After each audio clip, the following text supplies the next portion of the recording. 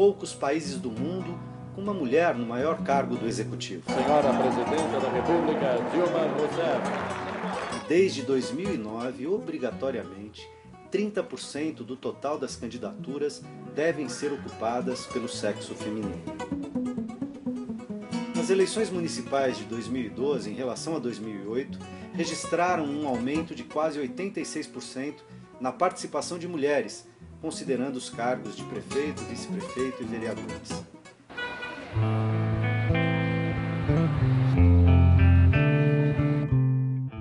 Mas será que esses números indicam que aos poucos estamos promovendo igualdade de gênero no executivo e no legislativo?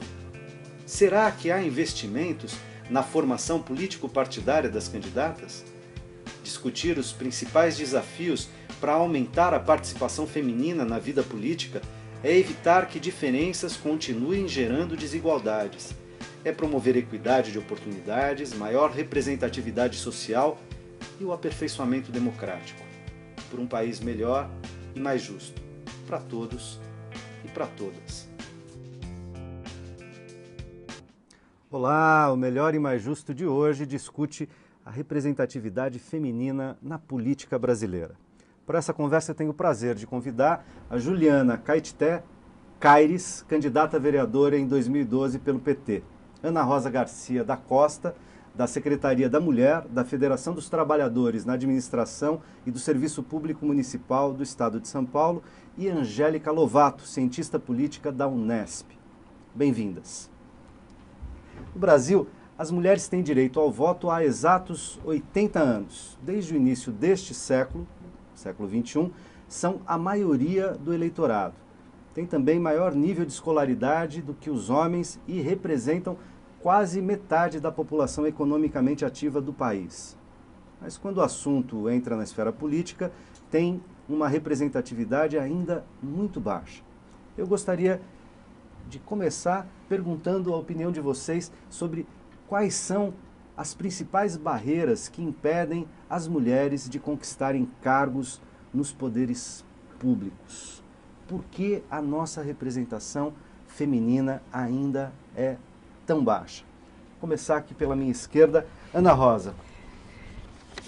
A mulher, apesar de todo esse avanço, inclusive na questão do mercado de trabalho, que hoje a mulher conquista e domina quase todas as áreas do mercado de trabalho, exceto aquelas em que a predominância da força física e da própria característica do trabalho exige a presença maciça do gênero masculino, ela não consegue avançar pela própria característica machista do trabalho, do mercado de trabalho. E na questão política nós temos o domínio da questão financeira, da questão do financiamento das campanhas. Então não basta só ter a política que nós conseguimos implantar através das cotas de 30% de gênero, que acaba sendo 30% de um dos gêneros e 70% do outro, então acaba sendo 30% de candidatas mulheres e 70% do gênero masculino. Mas nós temos que também olhar para outras políticas afirmativas, que seria, no caso, a questão financeira, que seria o financiamento público das campanhas, porque senão nós não vamos conseguir. Porque você tem, de um lado, candidatas, né, todos os partidos obedecendo a cota mínima de 30%. Mas quando você olha, e a gente estava até observando em conjunto antes do início do programa, nós temos só no ABCD, até nós anotamos, em São Paulo nós temos menos de 10% de eleitas na Câmara de São Paulo. Nós temos 5 eleitas para 55 vereadores. Na de Diadema, 2 eleitas. Menos de 10%. Santo André, 2 eleitas, menos de 10%. São Caetano, 1. Ribeirão Pires, 2. São Bernardo, nenhuma, numa cidade bastante progressista aqui da região. Rio Grande da Serra, 1 eleita. Mauá, 1.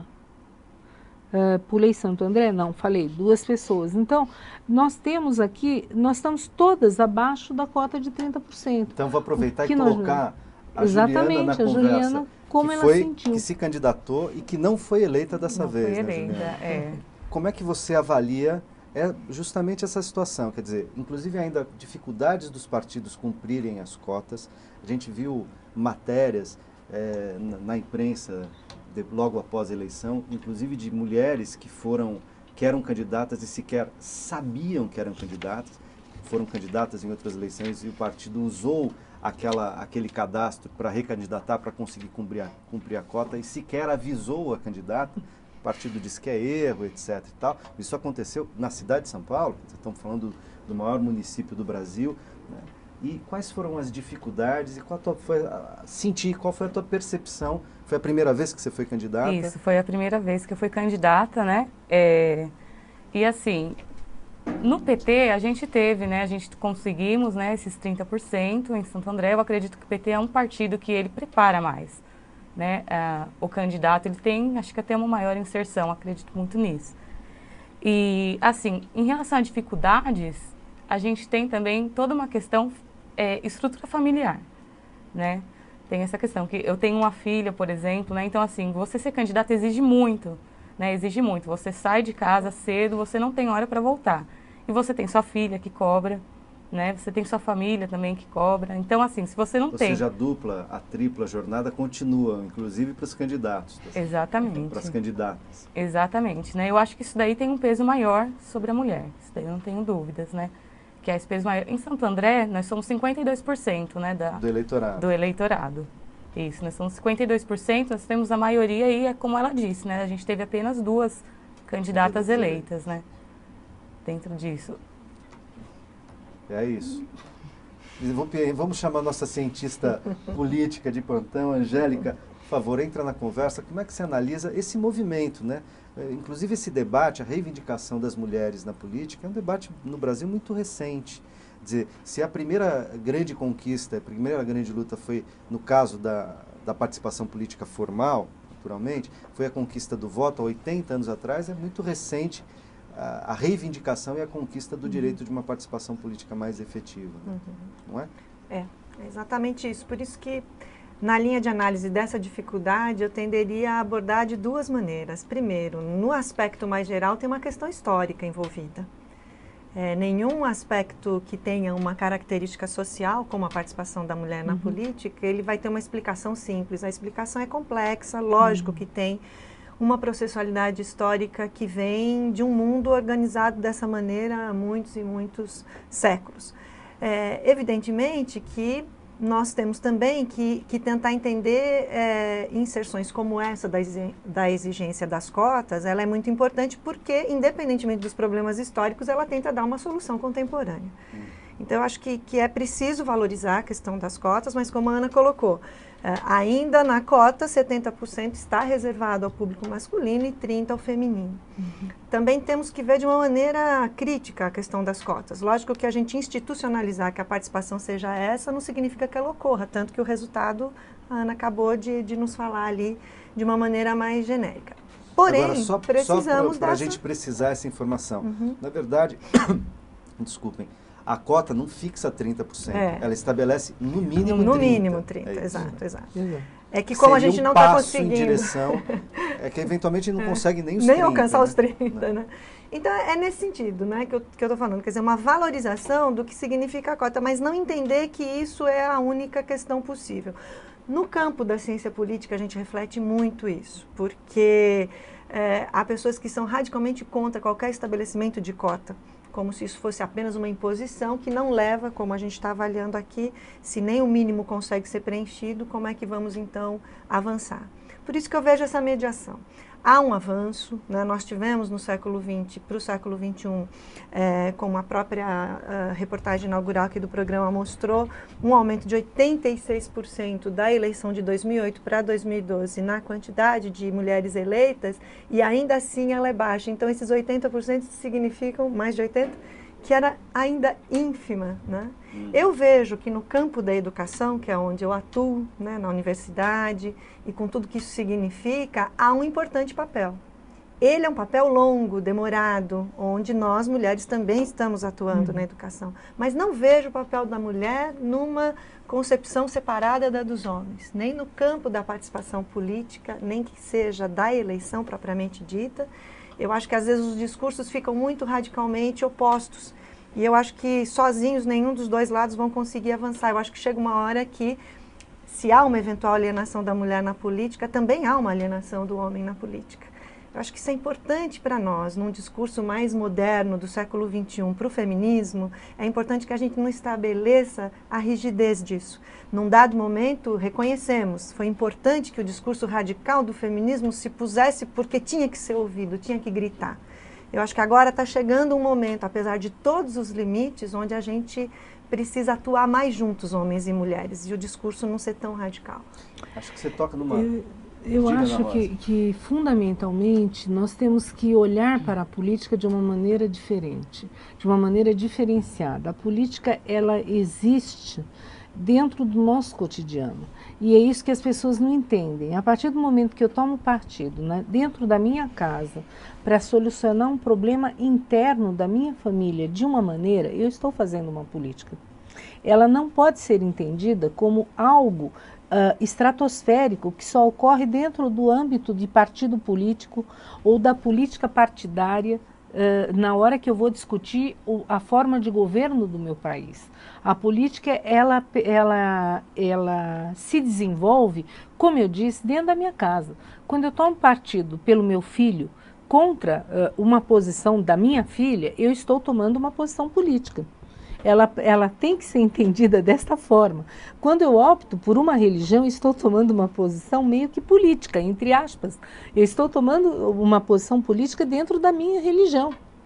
Então, isto tem que ser entendida. Quando as pessoas, por mais que me doa dizer para o público, porque eu sou contra esses programas de reality show, essas coisas que eu acho babaquice, mas quando eles dizem que tomam partido por A ou por B, que está participando, eles estão tomando uma posição política, dentro dessa política de reality shows. E é isso que as pessoas têm que entender, que política não é só partido político, não é só política partidária, mas a política existe dentro da nossa vida, no cotidiano, e que isso é positivo, que nós temos que fazer política no nosso cotidiano, então, diariamente. Vocês tocaram em duas coisas, Angélica e Ana Rosa, coisas diferentes, mas duas coisas que eu reputo das mais importantes. Vou começar pela última, está mais fresca, Ana Rosa, dizer o seguinte, quer dizer, preciso entender a política de maneira mais ampla, inclusive para superar, digamos, uma certa aversão